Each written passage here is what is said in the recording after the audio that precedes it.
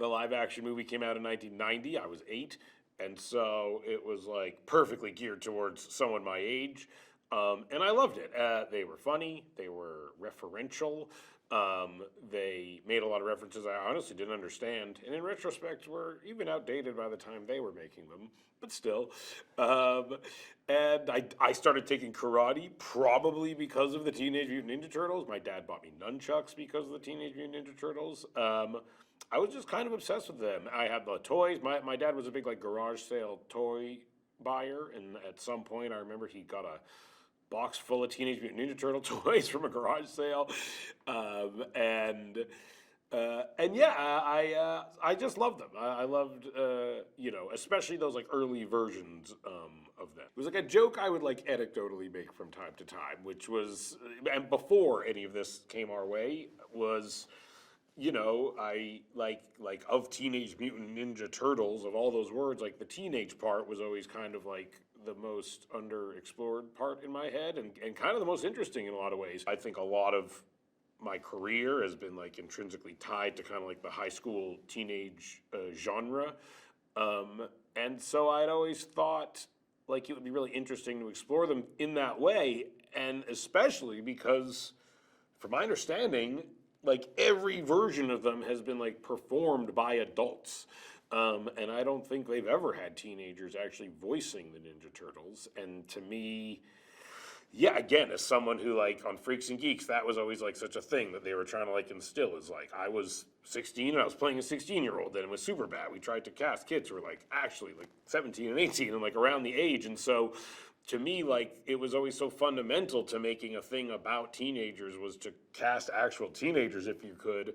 And that, again, like that idea was so like underused in the franchise. And so, yeah, so then we got a call. Like that was a thing. That was a conversation we had, and then we got a call. I've known Brian Robbins forever, who runs Paramount and Nickelodeon, and they were like, "Would you guys be interested in Teenage Mutant Ninja Turtles?" And I was like, "Yes." Like if we can kind of approach it through this like teenage lens, like that would be our pitch. Would be to kind of really lean into like a coming of age kind of version of it. The story essentially is that we meet the Ninja Turtles, and they have been mutated from turtles into kind of turtle humanoid creatures at a young age, and they have a dad who's a rat creature who has raised them, who was a rat. And yeah, when we find them, they live in the sewers because their father has like instilled in them that like humanity will never accept them and will hate them, and that they're like monsters basically. And he's taught them like martial arts to defend themselves from humans who Splinter, their dad, thinks are evil. But being normal teenagers, they just want to be normal teenagers, and they want to do normal teenage things, and they absorb pop culture, and so they want to like do the stuff that normal teenagers do, and they long for like acceptance and like a normal life, and then they, through meeting this high school girl, April O'Neil, kind of get this idea that if they like stop this criminal Superfly who's kind of terrorizing the city, maybe that'll be a thing that like proves to people that they're good and that they should be accepted. So it's like a very personal motivation for them to take on this like big giant like villain basically. We wanted there to be tons of mutants in it. And when I was a kid, I collected the toys, and I loved them. And it was one of the things in the cartoon that they always had so much of. There were so many mutants, and there was Mondo Gecko and Ray Fillet and Scumbug and all these characters that existed in toy form a lot in my childhood when I remember them, and they would pop up like from time to time on the cartoon, but never were in like the movies as I saw them. To me, like there was this huge well of mutant characters that were kind of underutilized, and also, I think we were just also trying to like really come up with ideas that hadn't been done before, and this idea of kind of like bringing it to this like monster movie type place was really fun and exciting, and kind of like a cool convergence like of these worlds of like mutants and humans, and to kind of like we were just like, how do you make that collide in like as fantastic a way as possible, When you're creating a new villain, especially for the first movie, it can be a good way to separate yourself instantly from the other versions of Ninja Turtles. But it is inspired by a villain that is in the original animated series, but this idea of kind of like building out our own mythology a little bit and instantly kind of saying like it's not exactly the version of this that has existed in previous versions, you know, and we're trying to contribute and come up with new like things to it.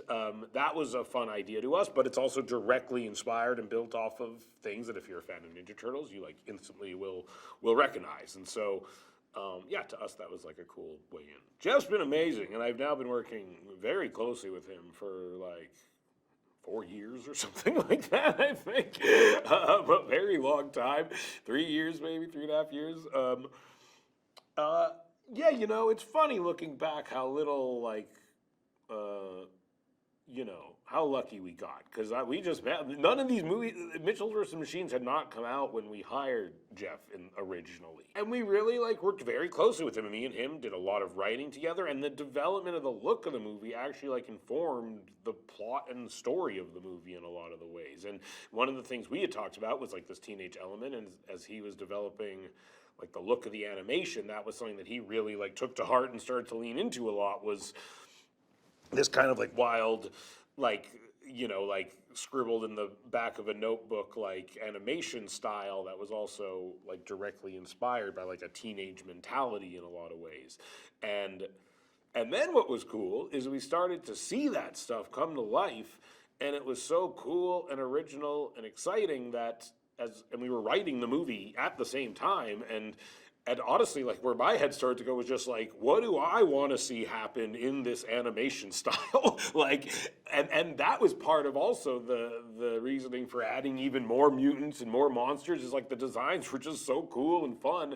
We were just like selfishly just like, I want to see more of this. Like what else can they do in this style? This world was created that really feels like the concept art and has the energy of the concept art. And to me, when I'm watching it, I'm like constantly like rediscovering how cool it looks, you know, which is great. My first desire was to have the kids record at the same time. And that was like a thought I had, was like, we should just try to have them all in there together. And it was going fine, I remember, the first day. And then I remember, like, we took a break and we were in the recording studio, and they were all in the recording studio we were in. They had like this tiny little banquette, like a booth, like a little tiny booth, like a restaurant booth. And they were all four of them like crammed into this booth, and they were just like, bah, bah, bah, bah, oh, you did this shot, oh yeah, bah, bah, bah, bah, bah. That's what you like, you eat that, oh my God, gross, eat that.